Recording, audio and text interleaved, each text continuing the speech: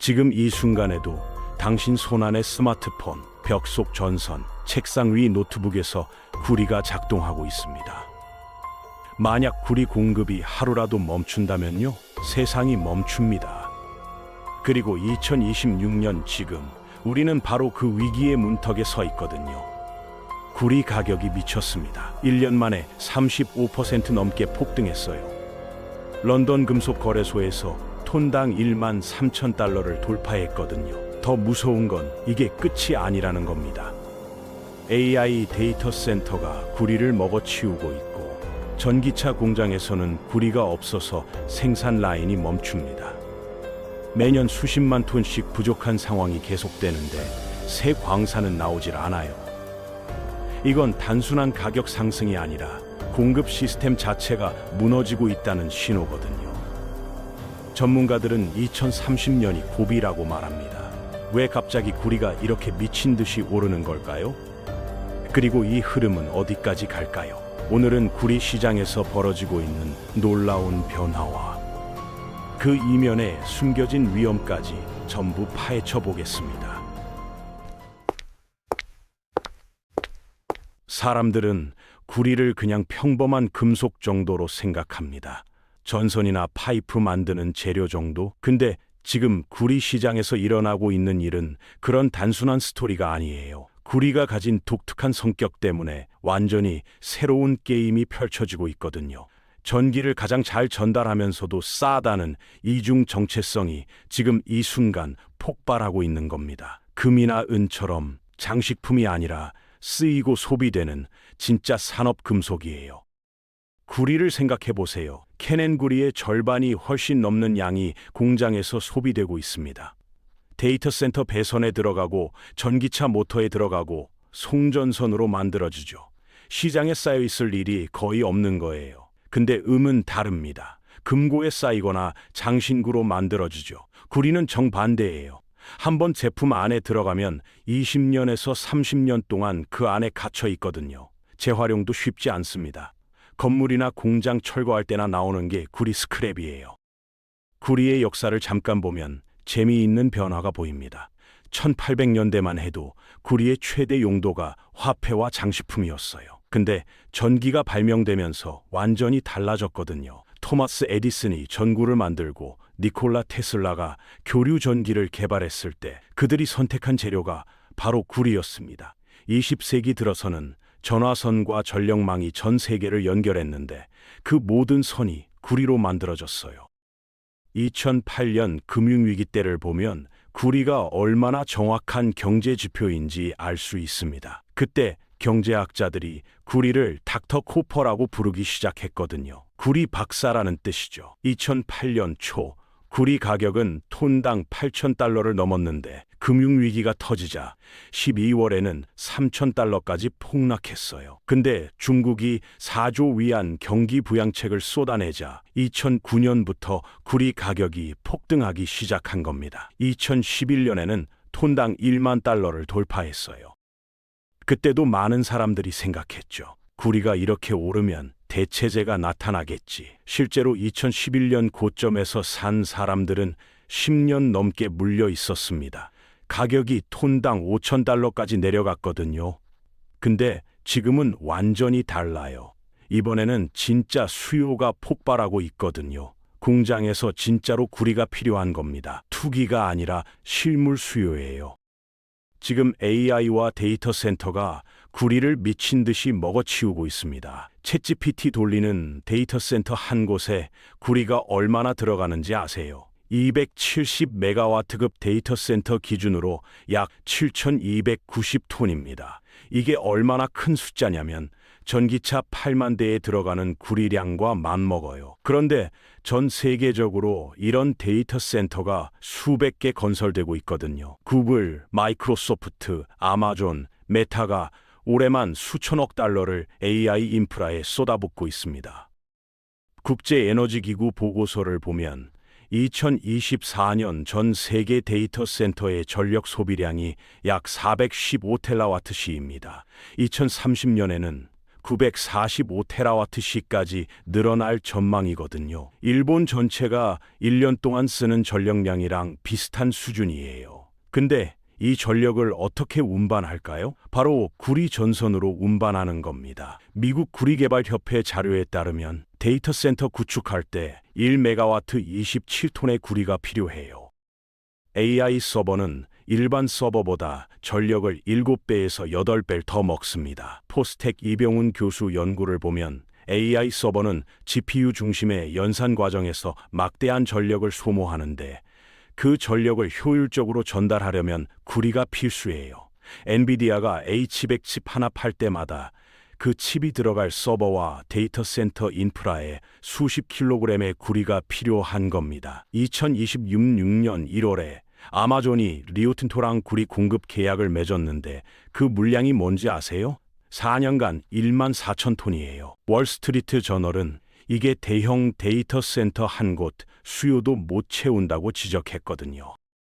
여기에 전기차가 구리를 또 잡아먹습니다. 내연기관 차에는 평균 21.8kg일 구리가 들어가는데 전기차에는 83kg 필요해요. 거의 4배거든요. 벤치마크 미네랄 인텔리전스 조사를 보면 전기차 한 대에 들어가는 구리가 약 70kg 정도예요. 배터리 팩, 전기 모터, 각종 배선에 전부 구리가 들어갑니다. 골드만삭스 분석에 따르면 2023년 글로벌 구리 수요의 3분의 2가 전기차에서 나왔어요.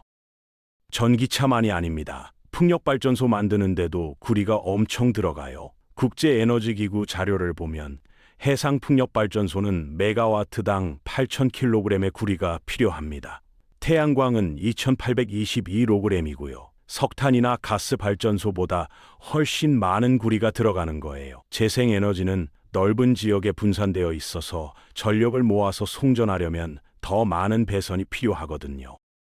문제는 공급입니다. 구리 광산을 새로 개발하는 게 정말 어려워요. 탐사 시작해서 경제성 입증하는데 약 10년 걸리고 생산 설비 건설하고 인허가 받는데 5년에서 7년 추가로 필요합니다. 지금 당장 새로운 광산을 발견한다 해도 실제 생산까지는 2040년이 돼야 한다는 뜻이에요. 그동안 수요는 계속 폭발하고 있거든요.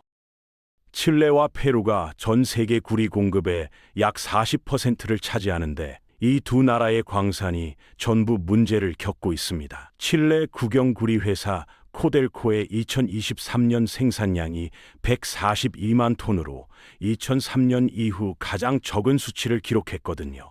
칠레 전체 생산량도 525만 톤으로 20년 만에 최저치예요. 광석 품위가 계속 떨어지고 있는 겁니다. 20년 전에는 광석 1톤에서 1% 정도 구리를 얻을 수 있었는데 지금은 0.5% 수준이에요. 같은 양의 구리를 얻으려면 2배의 광석을 캐야 하는 거죠. 페루 광산도 사정은 비슷합니다. MMG의 라스밤바스 광산은 페루에서 가장 큰 구리 광산 중 하나인데 지역 사회와의 분쟁으로 생산이 중단됐어요. 지역 주민들이 광산 기업이 사회 투자 약속을 안 지킨다고 시위를 벌였거든요. 서던 코퍼 광산에서는 노동자 파업이 계속되고 있고요. 2025년 7월 32일에 칠레 엘테니엔테 광산에서 터널 붕괴로 6명이 사망했습니다. 인도네시아 그라스버그 광산에서도 2025년 9월에 사고가 났고요. 당신이 전기차 회사를 운영한다고 생각해 보세요. 한 달에 1만 대의 전기차를 생산하는 회사인데 차 한 대당 구리가 80kg 필요합니다. 한 달에 800톤이 필요한 거예요. 구리 가격이 톤당 7,000달러일 때는 한 달에 56억 원 들었는데 지금은 104억 원 들어요. 원자재 비용이 2배 가까이 뛴 겁니다. 어떻게 해야 됩니까? 차 가격을 올려야죠. 근데 경쟁사도 다 같은 상황입니다. 구리 가격이 오르니까 전기차 가격이 전부 오르는 거예요. 소비자들은 비용이 늘어나니까 구매를 미루거나 취소하기 시작합니다. 실제로 2024년 하반기에 유럽에서 전기차 판매가 예상보다 부진했거든요. 원자재 가격 상승이 한 원인이었어요. 탄소 중립 목표가 위험해지는 거죠. 유럽연합은 2030년까지 탄소 배출을 55% 줄이겠다고 했습니다. 그러려면 전기차와 재생에너지를 지금의 몇 배로 늘려야 돼요. 근데 구리 가격이 계속 오르면 이 목표 달성이 어려워집니다. 구리 하나 때문에 기후 정책 전체가 흔들릴 수 있는 거예요. 각국 정부가 전기차 보조금을 늘리고 있지만 원자재 가격 상승이 그걸 다 먹어버리는 상황입니다. 여기서 무서운 반전이 나옵니다. 구리 가격이 너무 오르면 기업들이 대체 기술을 개발하기 시작해요. 알루미늄으로 대체하는 연구가 진행되고 있거든요. 알루미늄은 구리보다 전도성이 60% 수준이지만 가격은 4분의 1밖에 안 합니다. 무게도 3분의 1이에요. 효율이 좀 떨어져도 가격이 싸면 소비자들은 그쪽을 선택하거든요. 일본 다이킨 공업 같은 회사들은 이미 열교환기와 모터 부품의 구리를 알루미늄으로 대체하겠다고 발표했어요. 전력 손실은 조금 늘어나지만 원가는 30% 줄어들거든요. 구리 가격이 계속 오르면 이런 대체품이 시장을 장악할 수 있습니다. 효율보다 가격이 중요한 시대가 올 수 있다는 거예요. 반도체 회사들도 비슷한 연구를 하고 있습니다. 구리 대신 그래핀이나 탄소 나노튜브를 쓰는 기술이 개발되고 있거든요. 아직은 비싸지만 양산 체계가 갖춰지면 구리보다 저렴해질 수 있어요. 삼성전자나 TSMC 같은 회사들이 차세대 반도체 소재 연구에 엄청난 돈을 쏟아붓고 있습니다. 10년 뒤를 보면 구리가 지금처럼 필수 소재일지 장담할 수 없는 거예요. 은이 필름 카메라 시대의 필수였다가 디지털 시대가 오면서 수요의 30%가 증발했잖아요. 비슷한 일이 구리에도 일어날 수 있습니다. 기술이 바뀌면 필수 원자재도 바뀌는 거예요. 20년 전에는 리튬 같은 건 아무도 관심 없었는데 지금은 국가 안보 차원에서 관리하잖아요. 반대로 구리가 그 자리에서 밀려날 수도 있는 겁니다. 지금 구리를 가장 많이 써버리는 곳은 중국입니다. 전 세계 구리 소비의 절반이 중국에서 나와요. 건설, 전기차, 전자제품 공장이 다 그쪽에 모여 있거든요. 중국 경제가 어떻게 되느냐에 따라 구리 시장이 완전히 뒤집힐 수 있다는 뜻이죠. 중국이 경기 부양을 위해 인프라 투자를 늘리면 구리 수요가 폭발하고 반대로 부동산 위기가 심화되면 구리 수요가 급감할 수 있습니다.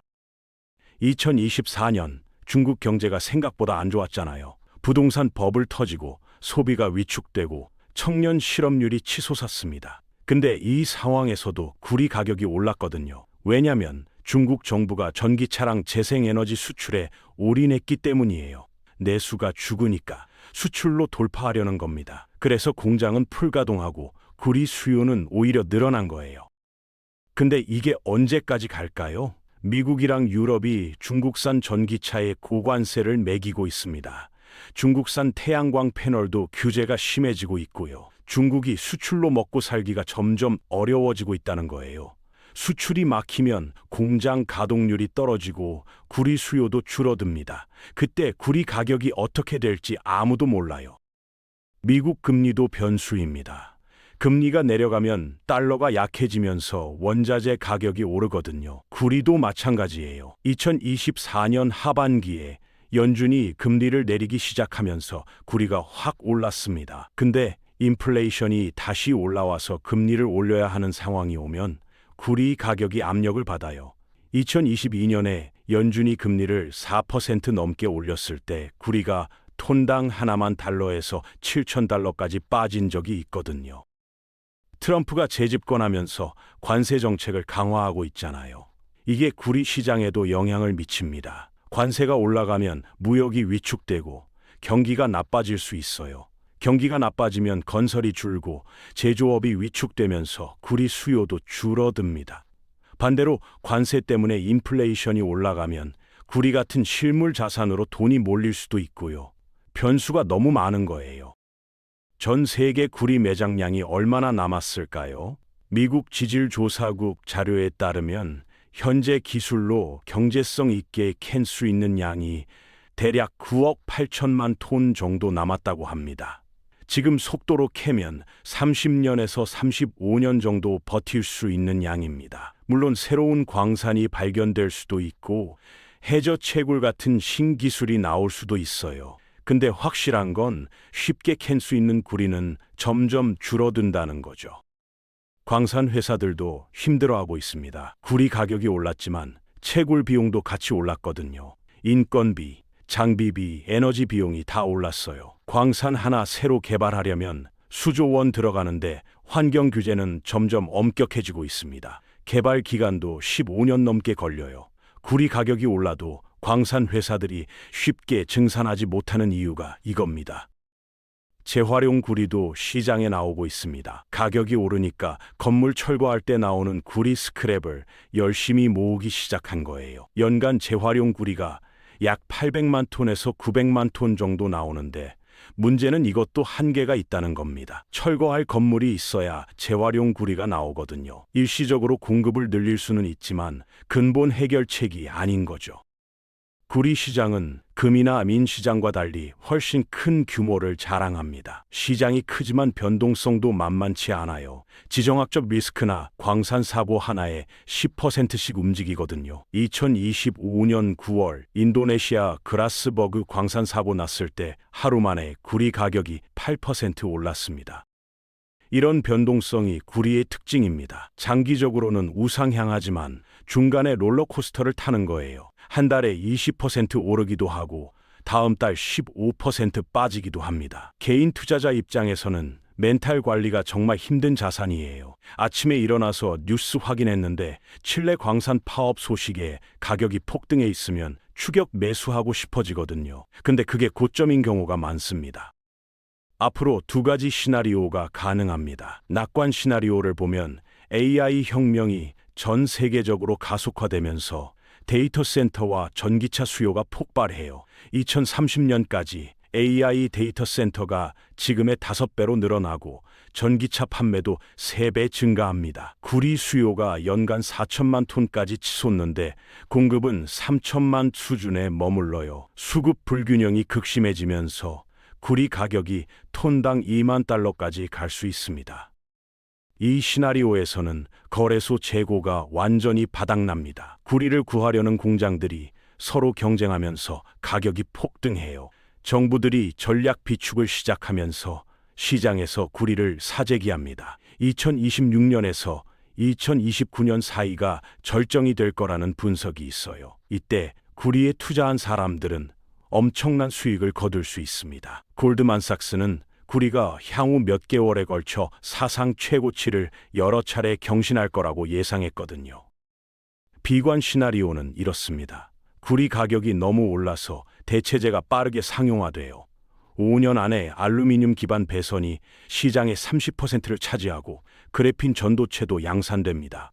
동시에 중국 경제가 침체되면서 수요가 무너져요. 구리 가격이 톤당 6,000달러까지 폭락하는 겁니다. 투자자들은 패닉에 빠지고 구리 ETF에서 자금이 빠져나가면서 하루에 15%씩 빠지는 날도 생깁니다. 2011년 원자재 버블 붕괴가 재현되는 거죠. 이 시나리오에서는 기술 혁신이 게임 체인저가 됩니다. 알루미늄 전선의 효율이 개선되면서 구리의 필요성이 급격히 줄어드는 거예요. 동시에 AI 버블이 꺼지면서 데이터 센터 건설이 멈추고 전기차 판매도 둔화됩니다. 투기 세력이 구리에서 손을 떼면서 시장이 완전히 붕괴해요. 2030년에서 2033년 사이에 이런 일이 벌어질 가능성을 배제할 수 없습니다. 현실은 아마 이 두 시나리오 사이 어딘가에 있을 겁니다. 구리 수요는 계속 늘어나되 대체재 개발도 동시에 진행되겠죠. 가격은 오르락내리락 하면서 전반적으로 우상향하되 중간에 큰 조정이 몇 번 올 거예요. 2011년 원자재 버블 때처럼 60% 빠지진 않아도 30%에서 40% 조정은 충분히 가능합니다. 일반 투자자 입장에서 어떻게 접근해야 할까요? 가장 중요한 건 구리를 전체 자산의 일부로만 담는 겁니다. 5%에서 많아야 10% 수준이 적당해요. 구리에 올인하면 변동성 때문에 멘탈이 버티질 못합니다. 한 달에 30% 빠지는 걸 경험하면 공포에 손절하게 되거든요. 그때가 보통 바닥이에요. 장기 투자 각오로 접근하되 분산은 필수입니다. 구리 광산 회사 주식보다는 ETF가 훨씬 낫습니다. 광산 회사는 개별 리스크가 너무 커요. 프리포트 맥모란 같은 회사는 광산 사고 한 번에 주가가 반토막 날 수 있거든요. ETF는 여러 광산 회사나 구리 선물에 분산 투자되어 있어서 리스크가 줄어들어요. 수수료도 거의 없습니다. 국내에는 구리 관련 ETF가 몇 개 있습니다. TREGR 구리 실물, KODEX 구리 선물 같은 상품들이에요. 해외 구리 ETF도 살 수 있어요. COPX 같은 미국 상장 구리 광산 ETF를 국내 증권사 해외 주식 계좌로 살 수 있습니다. 해외 ETF는 달러로 거래되니까 환율 리스크가 있지만 유동성은 더 좋아요. 구리만 사지 말고 금이나 은도 섞으세요. 구리가 빠질 때 금이 버텨주는 경우가 있습니다. 주식형 자산도 함께 담아야 돼요. 한 바구니에 전부 담으면 그 바구니가 떨어졌을 때 끝이에요. 구리 30%, 금 30%, 주식 40%, 이런 식으로 포트폴리오를 구성하는 게 안전합니다. 뉴스를 주의 깊게 봐야 됩니다. 중국 제조업 지표가 나쁘게 나오면 구리 가격이 빠지고, 미국 금리 인하 신호가 나오면 구리 가격이 올라요. 칠레 광산 파업 소식이 나오면 가격이 치솟고, AI 데이터 센터 건설이 늘어나면 구리 수요가 늘어납니다. 이런 흐름을 읽을 수 있어야 손실을 줄일 수 있어요. 하루에 한 번 정도 구리 관련 뉴스를 체크하는 습관을 들이세요. 욕심을 버리는 게 중요합니다. 구리가 50% 올랐으면 일부는 이익 실현하세요. 더 오를 거라고 버티다가 반토막 나는 경우를 정말 많이 봤거든요. 목표 수익률을 정해놓고 그만큼 오르면 기계적으로 파는 전략이 필요해요. 예를 들어 50% 오르면 절반 팔고 100% 오르면 전부 팔겠다. 이런 식으로요. 감정으로 투자하면 결국 손해봅니다. 손절 라인도 정해놓으세요. 20% 빠지면 무조건 판다. 이런 식으로요. 손실을 제한하는 게 장기적으로 수익을 내는 비결입니다. 큰 손실 한 번이 작은 수익 10번을 다 날려버리거든요. 손절은 패배가 아니라 전략이에요. 프로 투자자들은 다 손절 라인을 갖고 있습니다. 구리라는 금속은 지금 역사적 전환점에 서 있습니다. AI 수요와 에너지 전환 수요가 동시에 폭발하면서 가격이 치솟고 있죠. 단기적으로는 이 흐름이 이어질 가능성이 높아요. 공급이 늘어날 방법이 없으니까요. 광산 개발에는 최소 15년 걸리고 재활용도 한계가 있습니다. 2026년에서 2029년 사이가 구리의 전성기가 될 거라는 분석이 많아요. 근데 중장기적으로는 대체재 개발이라는 시한폭탄이 똑딱거리고 있습니다. 언제 터질지 모르는 불확실성을 안고 가야 하는 거죠. 기술이 바뀌면 게임의 룰이 완전히 달라집니다. 은이 필름 카메라 시대의 필수품이었다가 디지털 시대의 수요가 사라진 것처럼 비슷한 일이 구리에도 일어날 수 있어요. 21세기의 석유라고 불리던 구리가 이제는 국가 안보 차원에서 관리되는 전략 자원이 됐습니다. 톤당 13,000달러면 결코 싼 게 아니거든요. 1년 전보다 35% 넘게 오른 가격이에요. 지금부터 들어가는 분들은 조심해야 됩니다.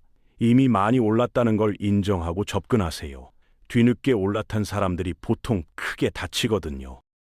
적당히 담고 장기적으로 보되 반드시 분산 투자하세요. 구리만 보지 말고 금, 은, 리튬 같은 다른 원자재도 같이 보세요. 원자재 전체 포트폴리오를 구성하는 게 안전합니다. 그리고 주식이나 채권 같은 전통 자산도 함께 담아야 돼요. 원자재는 변동성이 크니까 안정적인 자산으로 균형을 맞춰야 합니다. 마지막으로 한 가지만 더 말씀드릴게요. 오늘 제가 드린 이야기는 어디까지나 공부 자료와 제 개인적인 의견이지 특정 상품을 사라는 투자 권유는 절대 아닙니다. 실제 투자 결정은 각자의 책임으로 하셔야 돼요. 구리는 당신을 부자로 만들 수도 있지만 거꾸로 큰 손실을 안길 수도 있는 양날의 검이니까요. 투자하기 전에 반드시 여러 자료를 찾아보시고 전문가와 상담하세요. 그리고 잃어도 되는 돈으로만 투자하시기 바랍니다.